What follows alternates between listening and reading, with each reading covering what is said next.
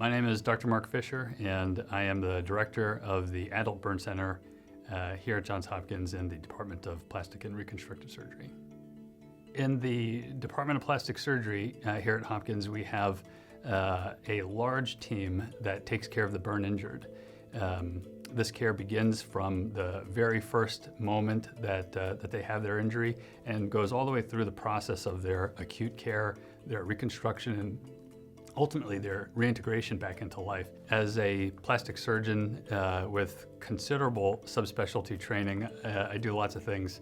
Number one, I would say that I'm a fellowship trained burn surgeon, caring for people from the whole spectrum of their burn injury.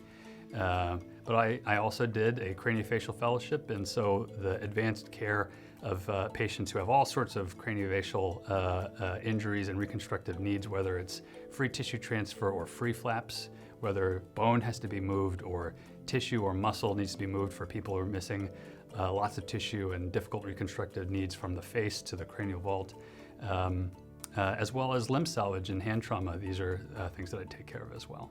One area of research is, of course, there's the problem of missing tissue, and where do you get that from?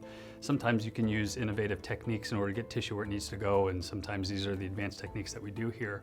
But sometimes it's nice to try to bring tissue in when you just really don't have very much to work with in some of our serious injuries. And so that's where we go from the bench to the bedside with some biomaterials and tissue engineering, so that's one area.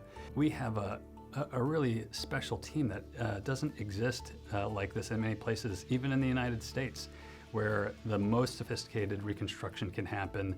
There isn't anything we can't deal with, and that kind of team is just remarkable. So that's what motivated me, and it was really the dream to come here and to do this here at Hopkins as well.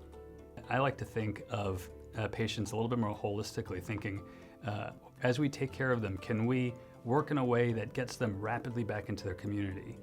Can we care for them in a way that doesn't isolate them so much? Can we be really efficient focusing on the areas that are important to them, not necessarily to me as their doctor?